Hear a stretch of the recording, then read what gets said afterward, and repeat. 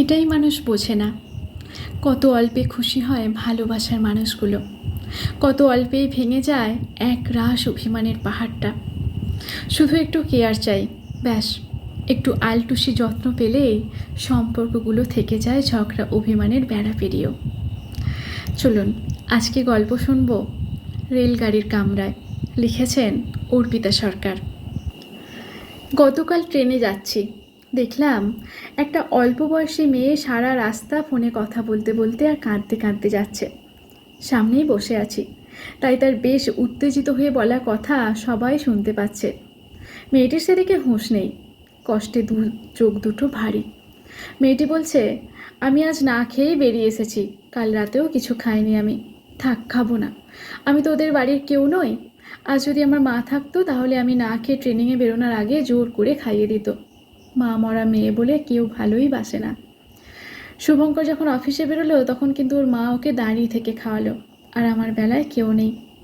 ফোনের অপর প্রান্তে সম্ভবত কেউ জিজ্ঞেস করলো, শুভঙ্কর কিছু বলে না? মেয়েটি বলল, না রে রাই, ও ভালো ছেলে হয়ে থাকতে চায়। আমি জামা কাপড় তুলতে ভুলে গেছি, দোষ হয়ে গেল, তাই সবাই মিলে কথা শোনালো। শুভঙ্কর এসব সময় কানে হেডফোন গুঁজে গান শোনে। ও কিছু বলে না, বললেই ওর মা কাঁদতে কাঁদতে বলবে ছেলে এখন বউয়ের পক্ষ নিয়েছে তাই। শুনে খারাপ লাগছিল।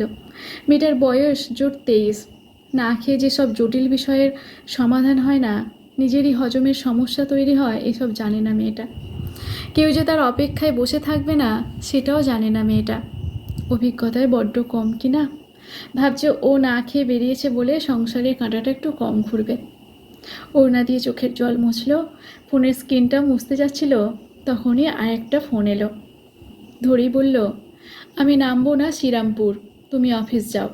আমার কি দরকার তোমার? আমি তো খারাপ, আমার মা আমায় এত কিছু বলল, আর তুমি একটাও কথার উত্তর দিলে না। বললে হয়তো বলবে লাভ হতো না তাই, এটাই বলবে তো? পরক্ষণে মেঘলা মুখে এক চিলতে হাসি ফুটল।